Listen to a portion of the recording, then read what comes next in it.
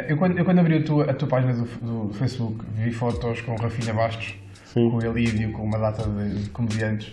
O que é que tu vieste para cá fazer que estavas lá tão bem? O cenário no Brasil já não estava tão bem e devido à violência, o momento político brasileiro. Então, minha esposa queria sair do Brasil, porque a gente tem um filho pequeno, e a gente acabou optando em vir para Portugal. Mas qual era a tua posição na comédia no Brasil? Era um humorista, fazia alguns espetáculos, eu tinha alguns parceiros no Brasil, como a Cinépolis, eu fazia shows para a Cinépolis, que é o segundo maior exibidor de cinema do Brasil, então utilizava das salas de cinema dentro dos centros comerciais como se fosse um teatro para fazer o stand-up. Eu convidava alguns amigos, alguns outros humoristas, para ir dividir o palco comigo, então era sempre eu e mais 2 humoristas convidados. Isso é uma realidade que não é em Portugal, que são salas de cinema a fazer comédia. É muito frequente lá no Brasil? No Brasil foi bastante frequente com comédia em pé, que eles utilizavam da UCI, no Rio de Janeiro, para fazer os espaços. No Brasil não é muito comum, mas acontece bastante, porque no Brasil, embora, principalmente São Paulo e Rio de Janeiro, embora existam vários teatros, é muito difícil você conseguir pauta num teatro, porque existem espetáculos de monte que ficam 6, 12 meses em cartaz, as temporadas nos teatros são muito longas. Diferente de cá em Portugal, que às vezes você vê o espetáculo e fica 2 semanas e já não há mais. Bastante, é. Sim, no Brasil as temporadas usualmente são bem longas nos teatros. Há uma grande diferença, comparando o Brasil com Portugal, nos cursos, penso eu. Enquanto que em Portugal há poucas pessoas que dão cursos ou workshops, vamos chamar assim, no Brasil há muitos. E há mesmo pessoas que os cursos são estruturados, isto é curso 1, curso 2, curso 3, sim. Isso acontece muito no Brasil. Agora sim, agora tem cursos que são voltados para inicialização, né? Exato. Alguns são voltados para inicialização, e você já tem cursos mais avançados para você ajudar quem já começou, quem já faz, a realmente lapidar o material, assim, onde pode separar o que é setup, o que é punch, você entender quais são os tipos de punch que você pode dar na mesma piada, então realmente fazer essa análise melhor, porque aqui em Portugal eu vejo que muitos humoristas, assim, dos 3 anos que eu estou aqui, muitos humoristas entendem a comédia como uma profissão de fim, né? Então eles fazem o texto, eles vão no palco e contam o texto que eles fizeram. E desde os 3 anos que eu estou cá em Portugal, você vê a pessoa contando a piada da mesma forma. Sim. 3 anos contando exatamente a mesma forma, como se fosse decorado. E no Brasil entende-se como se fosse uma profissão de meio.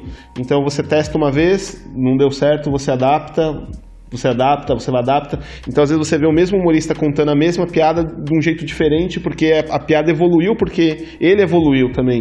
Então, não é que na primeira vez que ele contou não tinha graça, mas ele começou a perceber a piada de uma outra maneira, okay, e ele começou a abordar aquela piada de uma outra maneira. Então, é muito, muito legal você acompanhar a evolução da piada.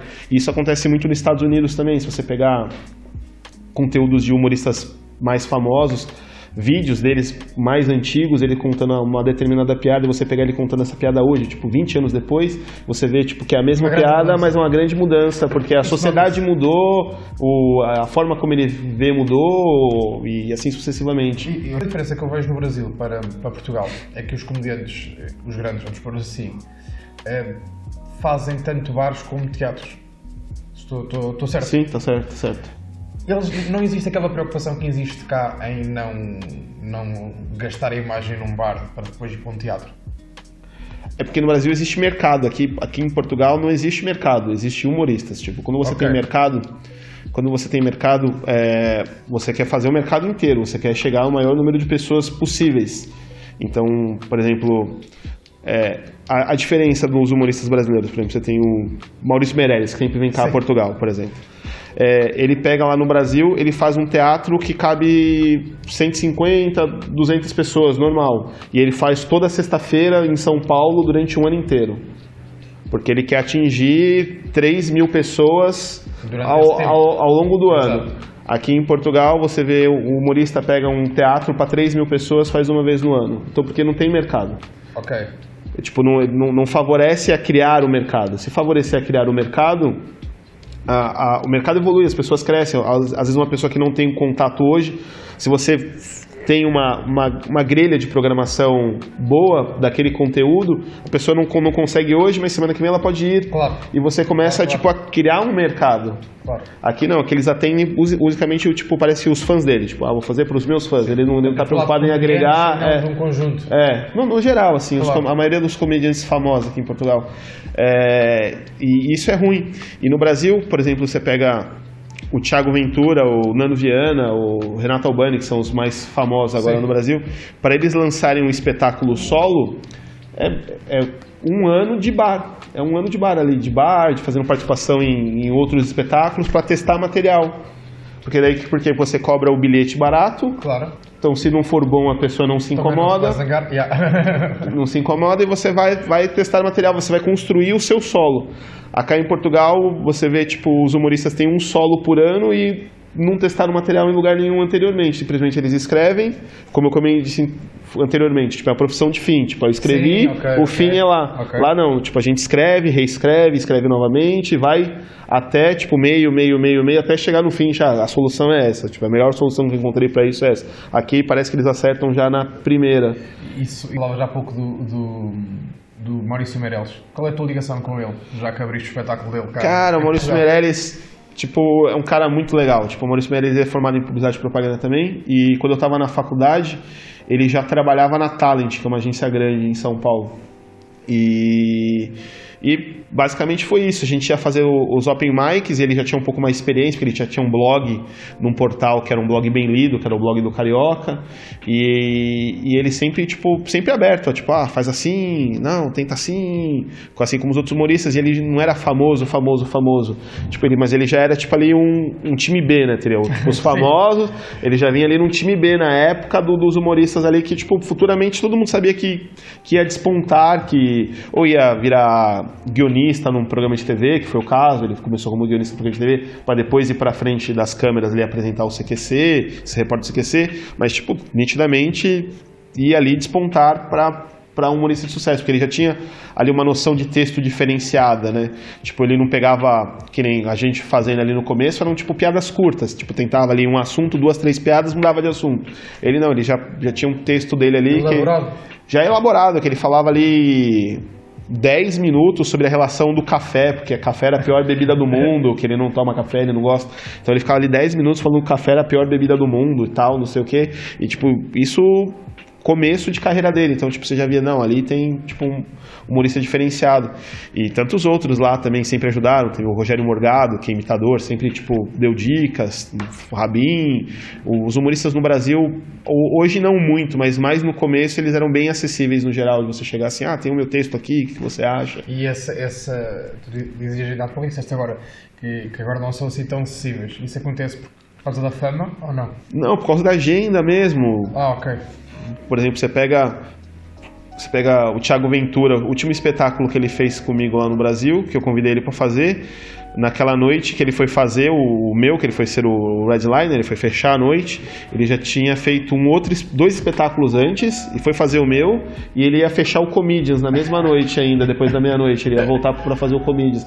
Então, tipo, realmente a agenda deles é muito atribulada. Há um grupo de comediantes que é o Patrick Maia, o Murilo Couto, eu penso que o Afonso Maria também está, o Albani, quando foram para a estrada e fizeram o Partido Stand-Up. Sim. Para quem não sabe, é um ótimo conteúdo que está no YouTube, que é um piloto. É um piloto que o Patrick quis fazer. Maia fez, o Patrick chamou todos os seus colegas, eram cerca de uns 5, à sua casa a tomar um café depois de jantar. Disse que queria no dia seguinte arrancar às 5 da manhã sem destino, com o carro carregado de material técnico e de ajuda, vamos por assim, e eles próprios fazem isso. Eles chegaram lá e começaram a distribuir cartazes em todo lado, e lá panfletos. Fiz muito isso no Brasil. Teve uma sequência de espetáculos que nós fizemos num teatro, que era o Teatro Anhembi Morumbi, que era o teatro de uma universidade. E nós não pegamos o prime time do teatro, né? Tipo, o prime time às 9 da noite, e nós pegamos depois do prime time. Então a gente entrava no palco à meia-noite. Então nosso horário era o alternativo do teatro, porque a gente não tinha dinheiro para pagar o prime time e o teatro não cobraria da gente esse horário. Nós entramos no acordo que eles ficariam com 20% do que rolasse na bilheteira. Ok. E era do lado, era a Universidade Anhembi Morumbi, o teatro no terreno do lado, e tinha uma outra universidade que era cerca de 2 km dali, que era a Universidade São Judas. Nós íamos, na semana do espetáculo, ficavam na porta das duas universidades. Panfletos. Quase 2 semanas, 2, 3 semanas fazendo isso, e nós conseguimos colocar o teatro, cabe 780 pessoas, nós conseguimos colocar 600 pessoas dentro do teatro numa noite, cara. Colocamos, tipo, o teatro lotado, só o mezanino em cima que nós não abrimos. Nós colocamos 600 pessoas, tipo, produção própria. Isso é a diferença dos mercados. Estávamos a falar há pouco. Tu, quando chegaste a Portugal, ficaste desiludido com a realidade em Portugal? Eu cheguei em maio, aí eu fiquei a procurar sítios para atuar, onde acontecesse, que eu pudesse fazer um open mic, que eu pudesse ver ou fazer uma cena e tal, e eu não encontrava. Aí eu encontrei a página da Bang, né, e mandei mensagem e não me responderam. Eu falei, nossa, não me responderam. Eu falei, tudo bem, deixa quieto, não tem problema. Aí ficou nisso, aí quando foi em setembro, me responderam. Aí depois me explicaram que aqui, tipo, o período ali de julho e agosto não funciona nada em Lisboa por causa do verão, vai toda a gente para o Algarve, então não há muitas atividades, muitas coisas a ocorrer. Aí foi que eu fui e fiz. Mas eu cheguei lá e eu vi que, tipo, tinha uma produçãozinha, mas, tipo, falava, nossa, falta uma vinheta de abertura. Sempre indiquei, falta uma vinheta de abertura. Não é um negócio difícil de gravar. Qualquer universidade aí que você tenha... Grava-se com o telemóvel. Mas, tipo, quer fazer uma gravaçãozinha um pouquinho mais profissional? Qualquer universidade que tenha um curso de publicidade e propaganda, ou um curso de produção audiovisual, você chega ali numa turma de 2º ou 3º ano, quer gravar uma vinheta pra mim aí pra portfólio? Você vai lá, faz a voz, mixa ali, nada muito elaborado, pega ali uns efeitos de fala para dar uma entrada, uma saída. Então gravou uma vinheta num estúdiozinho, num custo zero, um custo muito baixo, e não tem, e eu falo, não nossa... existe isso. Portugal. Quando tu vieste cá para Portugal, a Catarina falou, e o Hugo Sousa também, que vai ser um dos próximos episódios, ambos, falaram quando foram para o Brasil, tiveram que adaptar muito a parte da língua e do discurso que têm em palco. Tiveste essa dificuldade quando vieste a Portugal? Não, como cá em Portugal se compra muito conteúdo brasileiro. É mais fácil? É mais fácil. Novelas, músicas, quadrinhos, né, até os anos 80 praticamente. Era a editora Abril aqui que vocês liam os quadrinhos do Tio Patinhas, sim. Eram conteúdos brasileiros, não existia um conteúdo português, né, de muitas traduções, até filmes dobrados, né, como vocês falam, no programa fala dublado, eram dobrados em português do Brasil. Quem quisesse assistir, a dublagem era português do Brasil, não existia um mercado de dublagem em português, que agora existe, né? Mas agora até vejo que tem, às vezes eu vou ver um mangá e você vê que é o mesmo ator que faz voz de 5 personagens no mangá, e acontece. Eu falo, tem tanta gente aí pra fazer voz, os caras põem o cara fazer 5 vozes, cara. Eu falo assim, mas essa personagem tá falando com ela mesma. Isso acontece imenso. E tipo, não existia. Agora tem, o gajo faz 5 vozes, tem, mas existe, antes não existia. Antes, quem quisesse ver dublado, assistia do português do Brasil. Então eu não tive essa dificuldade. A minha dificuldade mesmo foi mais a questão de ter assuntos como escada, né? A minha primeira atuação eu fui falar sobre o descobrimento do Brasil e não funcionou muito bem. Porque depois eu descobri que a forma como se estuda o descobrimento do Brasil cá em Portugal é diferente do que nós estudamos no Brasil. Então não tinha escada. O que eu falava, as pessoas sabiam minimamente o que era, mas não era a mesma visão sobre o fato. Claro. Então eu tive que realmente reformular o meu conteúdo, assim, ler mais jornal cá em Portugal, descobrir quem são as celebridades, quais são os produtos, o que as pessoas percebem de determinados produtos ou de determinados assuntos, para conseguir ter escada no que eu falasse em palco. Esse foi o meu maior obstáculo, não um obstáculo de língua, assim, para mim não teve.